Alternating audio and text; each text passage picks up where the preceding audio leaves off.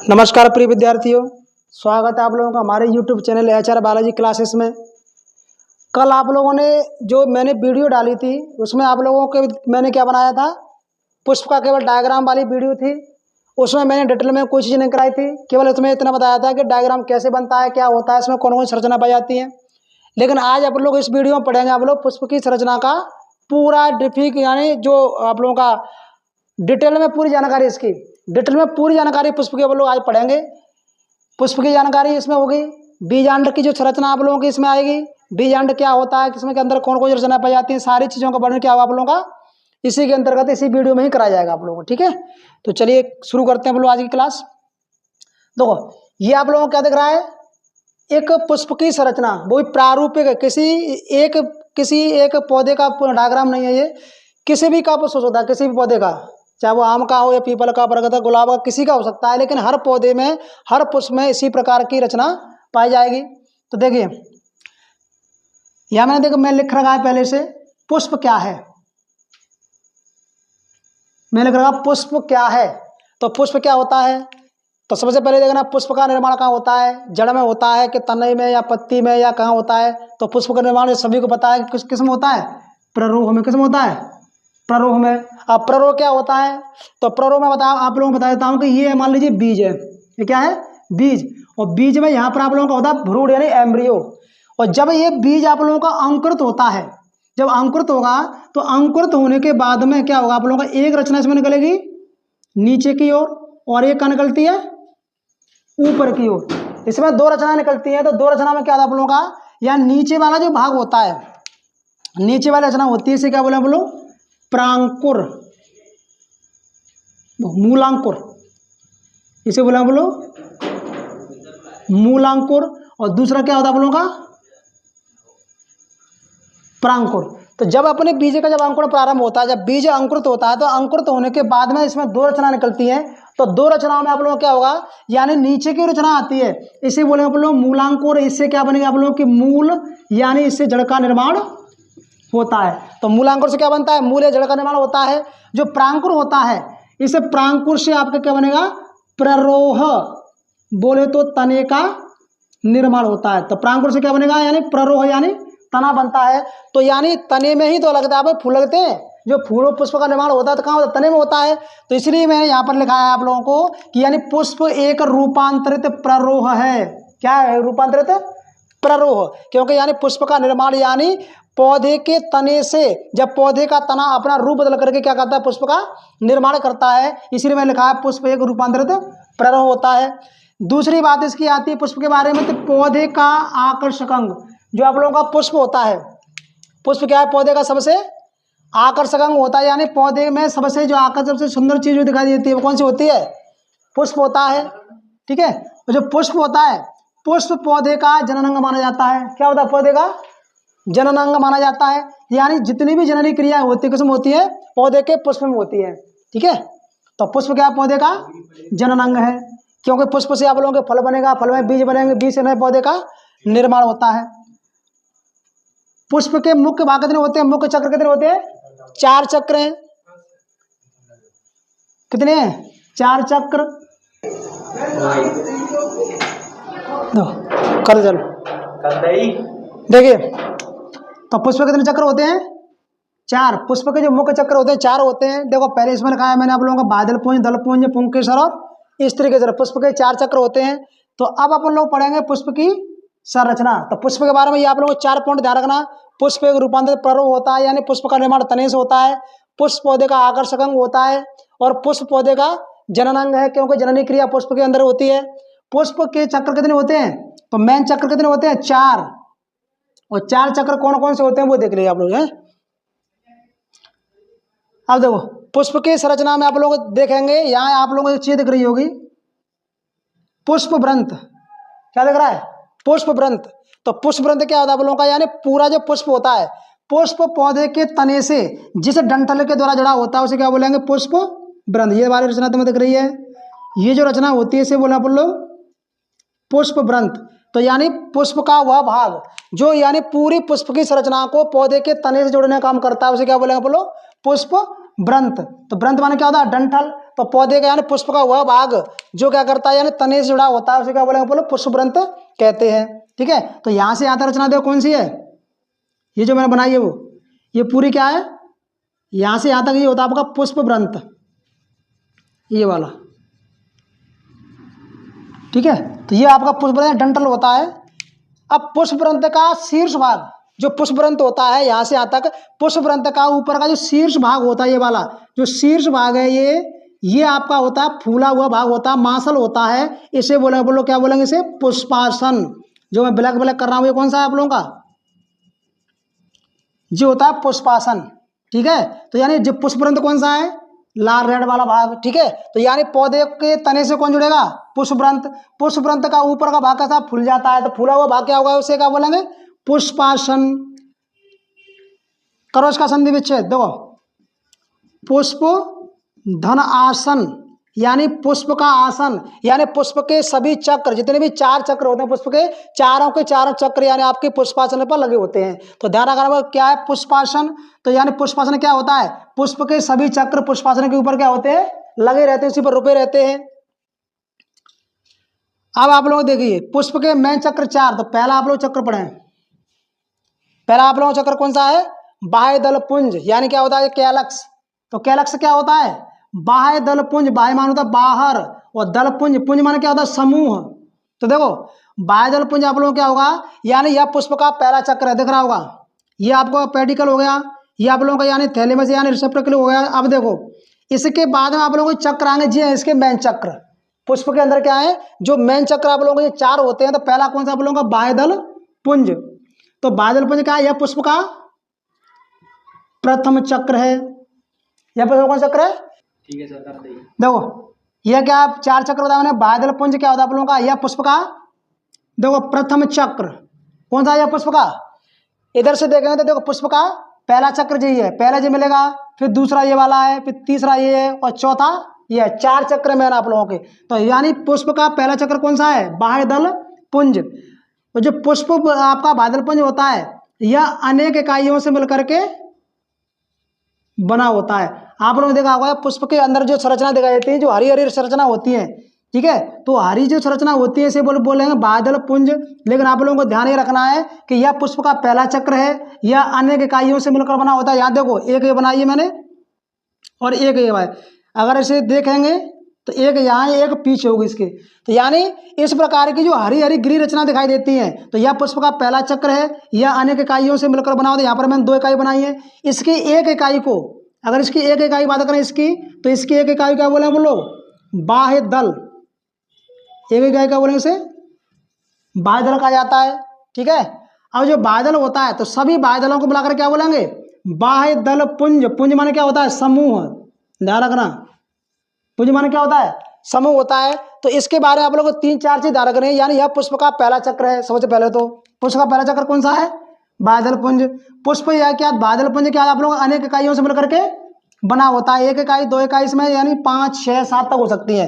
तो यह पुष्प की अनेक इकाइयों का बना होता है। इसकी एक इकाई क्या बोले बोलो, बाह्य दल कहते हैं, एक इकाई क्या बोले इसे, बाह्य दल कहते हैं। और एक बात इसकी और ध्यान रखनी है कि यह हमेशा क्या आप लोगों का हरे रंग का होता है। कैसा होगा ये हमेशा कैसा मिलेगा आप लोगों का, हरे रंग का।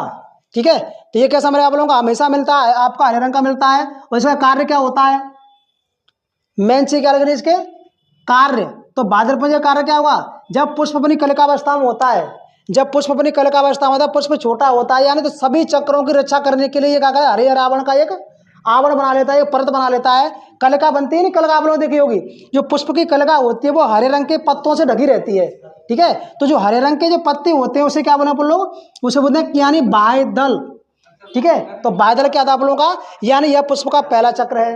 क्या है, पुष्प का पहला चक्र है। यह आप लोग अनेक इकाइयों से मिलकर के बना होता है। इसकी एक इकाई को यानी बाह्य दल कहते हैं। और जो बाह्य दल होता है यह हमेशा कैसा आप लोगों का हरे रंग का होता है। कैसा मिलेगा आप लोगों का, हरे रंग का। 4 पॉइंट हो गए। कार्य की बात करें इसकी, तो कार्य क्या होगा इसका, यानी यह कलिकावस्था में पुष्पी चक्रों की रक्षा करता है। क्या करेगा, कलिकावस्था में पुष्पी चक्रों की रक्षा करता है। तो ये आप लोगों का खत्म होता है कौन सा, बाह्य दल पुंज। ठीक है, ये बाह्य दल पुंज हो गया। अब आते हैं आप लोग किस पर, दल पुंज पर। तो पहला चक्र हो गया, अब आइए दूसरे चक्र पर। तो दल पुंज कौन सा होगा, दलपुंज। तो यह पुष्प का कौन सा चक्र है? दूसरा चक्र। यह कौन सा पुष्प का दूसरा चक्र होता है। और यह भी आप लोगों का अनेक इकाइयों यानी अनेक इकाइयों से मिलकर के बना होता है। ठीक है, तो यह पुष्प का दूसरा चक्र है, यह भी अनेक इकाइयों से मिलकर के बना होता है। और इसकी एक इकाई की बात करें, इसकी यहाँ पर भी ये भी दो बनाई है मैंने, दलपुंज भी दो बनाए हैं, बादलपुंज भी दो बनाए हैं। तो यानी यह पुष्प का दूसरा चक्र है, यह भी अनेक इकाइयों से मिलकर बना होता है। इसकी एक इकाई क्या बोलेंगे? दल। इसकी एक इकाई क्या बोले? इसे एक इकाई को दल बोलते हैं। और ये हमेशा कैसे मिलेंगे? रंगीन। जो दलपुंज होता है, दलपुंज हमेशा रंगीन मिलते हैं। जैसे आप लोग गुलाब की पंखुड़ी देखिए तो गुलाबी रंग की जो पत्तियां होती हैं, पंखुड़ी होती है, उन्हें क्या बोलेंगे? वो एक प्रकार का दलपुंज होता है। तो इसके एक दलपुंज को क्या बोलेंगे? एक भाग को क्या बोलेंगे? दल बोलते हैं। ठीक है, और इन्हें सभी को मिलाकर जितने भी दलपुंज होते हैं सबको मिलाकर क्या बोलेंगे? दलपुंज। क्या बोलेंगे इसे?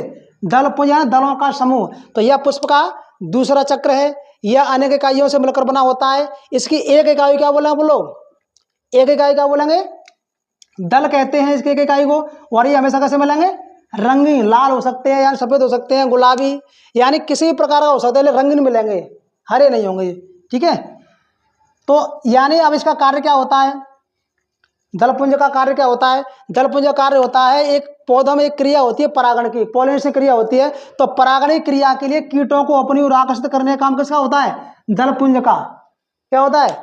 जो परागणी क्रिया के लिए कीटों को अपनी आकर्षित करने का जो काम होता है वो कौन करता है? पुष्प के अंदर दलपुंज करता है, इसलिए वो रंगीन होते हैं। कुल मिलाकर कीटों को फंसाने वाले अंग जी है, कीटों को आकर्षित करने वाले अंग कौन से हैं?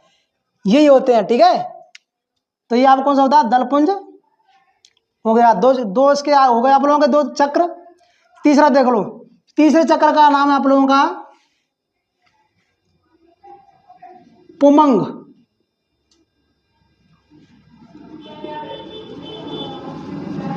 एंड्रोशियम। तीसरा चक्र कौन सा आप लोगों का? पुमंग। और देखो ये मैंने अलग चीज लिखी है, ये अलग है। तो पुष्प का चक्र कौन सा? तीसरा, यानी पुमंग है। तो पुमंग क्या है? देखो यह पुष्प का तीसरा चक्र है। देखो इसकी पूरी डिटेल लगा देता हूं मैं। यह पुष्प का कौन सा चक्र है? तीसरा। ये लिखा हुआ देखो 1 2 3 4, ये आप लोगों पुंकेसर है। तो यह पुष्प का तीसरा चक्र है, यह भी अनेक इकाइयों से मिलकर के बना होता है। अनेक इकाई देख लो, 1 2 3 4 इकाई बनी हुई है। तो यह पुष्प का कौन सा चक्र है? तीसरा चक्र है, यह अनेक इकाइयों से मिलकर के बना होता है। इसकी एक इकाई क्या बोलेंगे? पुंकेसर। ध्यान रखना, ये बनाया मैंने ये। इसे एक इकाई क्या बोलेंगे? पुंकेसर कहते हैं। और जो पुंकेसर होता है यह पौधे का नर जनन कहलाता है। ध्यान रखना, यह पौधे का नर जनन अंग। ठीक है, यह पौधे का कौन सा कहलाता है? नर जनन अंग कहलाता है। तो जहां में तो आप लोग इसमें ध्यान रखना आप लोगों को, यानी 4 चीजें ध्यान रखनी है। तो यानी क्या आप लोगों का पुमंग क्या होता है? यह पुष्प का तीसरा चक्र है। ठीक है, यह क्या अनेक इकाइयों से मिलकर के बना होता है। और इसकी एक इकाई को, यानी इनकी चारों इकाइयों को मिलाकर क्या बोलेंगे? देखो अगर इन चारों की बात करूं मैं, तो इन चारों को मिलाकर बोलेंगे पुमंग। क्या बोलेंगे? पुमंग। ठीक है, और अगर इसकी एक इकाई बात करें, इसे एक की, अगर इस एक रचना की बात करेंगे, इसकी एक की बात करेंगे, तो इस एक को अपन क्या बोलेंगे? केवल पुंकेसर। क्या बोलेंगे इसे? पुंकेसर। ठीक है, और ये पुंकेसर होता है आप लोगों का, पुंकेसर के आपके होते हैं 3 भाग। पुंकेसर कितने भाग होते हैं? 3 भाग होते हैं। तो आप लोग देखें, ये मैंने बनाया पुंकेसर। पुंकेसर के 3 भाग देख लो। पुंकेसर का ऊपर का भाग, शीर्ष भाग होता है आप लोगों का, ये फूला हुआ होता है। इसे फूले भाग को क्या नाम दिया मैंने? परागकोश। क्या दिया है?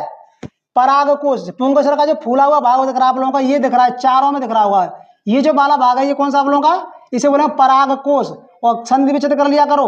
पराग मान होता है परागकण, पराग मान है परागकण, और कोश मान होता है कक्ष, यानी ऐसा स्थान जहां पर परागकण बनते हैं, परागकण इसमें भरे हुए हैं, तो उसे क्या बोलेंगे? परागकोश। तो पुंकेसर का ऊपर का भाग आपका फूला होता है, इसे क्या बोलेंगे? परागकोश कहते हैं। और परागकोश के अंदर क्या भरे होंगे? इसमें छोटे छोटे से यानी बारीक आप लोगों के परागकण पाए जाते हैं, जिसमें नरयुगकों का निर्माण होता है। ठीक है, तो पुंकेसर का ऊपर भाग यानी परागकोश। अब परागकोश आप लोगों को होता है, परागकोश यहां बना देता हूं, देखो ये है पराग, यानी ये पूरा पुंकेसर है। तो यहाँ पर लोगों का ये रचना दिख रही है, इसे क्या बोले आप लोग, पराग कोश।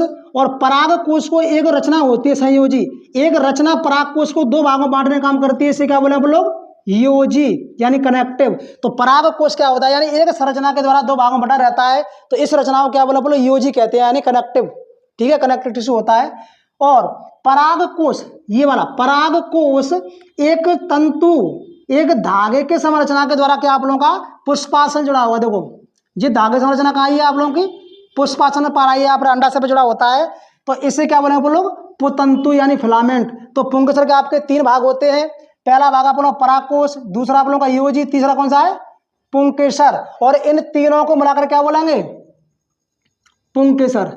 तीनों से मिलकर क्या बनता है, पुंकेसर। तो पराग कोश, योजी, पुतंतु, इनसे मिलकर क्या बनेगा, पुंकेसर। और सभी पुंकेसरों से मिलकर क्या बनेगा आप लोगों का, पुमंग यानी एंड्रोशियम। तो एंड्रोशियम के मामले में एक बात ध्यान रखना, खाली कौन सा पुष्प का, नर जननांग। कौन सा है, नर जननांग। यानी इसी में आप लोगों के यानी नर युग्मकों का निर्माण, इसी में बनते हैं नर युग्मक। ठीक है, तो ये हुआ आप लोग कौन सा, तीसरा चक्र। अब देखो चौथा चक्र, चौथे चक्र का नाम आप लोगों का आएगा जायांग। इसका नाम है जायांग, गायनोशियम। और जायांग देखो, जायांग के अलावा इसमें और कुछ दिख रहा है तुम्हें, देखो पहला हो गया बादलपुंज, दूसरा दलपुंज, तीसरा आप लोगों का पुमंग, चौथा आप लोगों का कौन सा आ गया, जायांग। मैंने यहाँ पर केवल एक इस तरीके से बनाई है आप लोगों की। देखो जायांग या पुष्प का चौथा चक्र है, कौन सा पुष्प का, यह पुष्प का चौथा चक्र है। और इसमें एक चीज ध्यान रखना आप लोगों को, मैंने केवल यहाँ पर एक रचना बनाई है, तो यानी बहुत से पुष्प ऐसे होते हैं जिनमें यानी एक साथ रचनाएं भी पाई जाएंगी। देखो ऐसी, यानी एक से अधिक रचना ऐसी मिलेंगी, मैंने यहाँ पर केवल आप लोगों को एक बनाई है स्पष्टता से। तो यानी जायांग क्या होता है, जायांग पुष्प का चौथा चक्र है। यह क्या होता है आप लोगों का, अनेक इकाइयों से मिलकर के बना होता है। देखो यहाँ मैंने तीन बना दिए, 1 2 3। तो जायांग में क्या होती है आप लोग, अनेक चक्रों से मिलकर के बना होता है। इसके एक चक्र को, इसके एक भाग की बात करें तो इसके एक चक्र को क्या बोला आप लोग, स्त्री केसर या अंडप कहते हैं। इसे क्या बोलेंगे, स्त्री केसर या अंडप। और इन तीनों को मिलाकर क्या बोलेंगे, जायांग। तो जायांग क्या होता है, जायांग यानी पौधे का आप लोगों का पुष्प कौन सा आप लोगों का, मादा जनन तंत्र। कौन सा अंग है, मादा। जायांग को कहते हैं लोग मादा जनन अंग, मादा जनन अंग। तो इसके बारे में क्या ध्यान रखना है, यह पुष्प का चौथा चक्र है, अंतिम चक्र, चौथा और अंतिम चक्र है। यह भी अनेक इकाइयों से मिलकर के बना होता है। इसकी एक इकाई बात करें, इसकी एक की, तो इसकी एक इकाई क्या बोलेंगे अपन लोग, स्त्री केसर या अंडप कहा जाता है। अब ये क्या आप लोगों का पौधे का यानी पुष्प कौन सा है, मादा जनन अंग। कौन सा है, मादा जनन अंग होता है। और इसके बारे में ध्यान रखना है, जो स्त्री केसर होता है आप लोगों का, जो स्त्री केसर या पिस्टल होता है, इसके आप लोगों के 3 भाग होते हैं। कितने होते हैं, 3 भाग। जिस प्रकार से आप लोग नर जनन अंग कौन सा, पुंकेसर, जिस प्रकार पुंकेसर के 3 भाग हैं, परागकोश, योजी, पुतंतु, उसी प्रकार आप लोगों के स्त्री केसर के कितने भाग होते हैं, 3 होते हैं। तो आप लोग देखो लिखा हुआ है यहाँ पर, वर्तिकाग्र, वर्तिका, इसको इंग्लिश में बोलते हैं स्टाइल।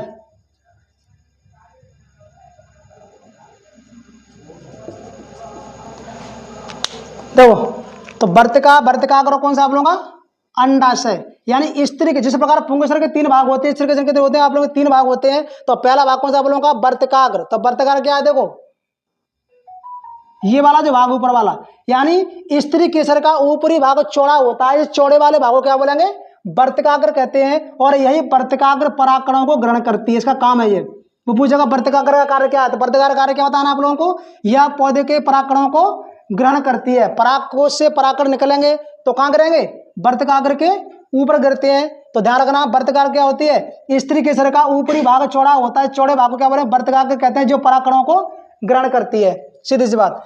अब देखिए ये वाला भाग कौन सा आपका, अंडाशय। ये वाला भाग कौन सा आप लोगों का, अंडाशय होता है। अंडाशय और वर्तिकाग्र, ये ऊपर वाली वर्तिकाग्र, ये अंडाशय है। अंडाशय और वर्तिकाग्र दोनों के बीच में, दोनों को जोड़ने वाली एक नली होती है, इसे क्या बोलेंगे बोलो, वर्तिका। इसे क्या बोलेंगे, वर्तिका। तो यानी वर्तिकाग्र और अंडाशय दोनों के बीच में जो नली पाई जाती है, केवल जोड़ने का काम करती है, उसे क्या बोलेंगे, वर्तिका कहते हैं। इसका काम क्या होता है, केवल दोनों भागों को जोड़ना। जो आप लोगों का स्त्री केसर का जो लास्ट वो है, लास्ट भाग होता है उसे क्या बोले, अंडाशय ओवरी। ठीक है, तो अंडाशय क्या होता है, अंडाशय क्या होता है, अंडाशय में क्या होगा आप लोगों का, यानी यह स्त्री केसर का सबसे निचला भाग होता है, ये फूला हुआ मांसल होता है। कैसा होगा, फूला हुआ मांसल भाग होता है, और ये फूले हुए मांसल भाग को क्या बोले हम लोग, अंडाशय कहते हैं। और इसी अंडाशय के अंदर क्या पाए जाते हैं, बीजांड। इसी अंडाशय में क्या होंगे, बीजांड होते हैं, और बीजांड से क्या होगा, बीज का निर्माण होता है। तो आपको आशा है कि आप लोगों को ये समझ में आया होगा। इसका मैंने डायग्राम पहले वीडियो में डाल दिया है, तो ये इसकी पूरी डिटेल्स है। ठीक है, तो अगर आप लोगों को वीडियो अच्छी लगी हो, भाषा समझ में आई हो, तो चैनल को सब्सक्राइब कीजिए, लाइक कीजिए और कमेंट कीजिए।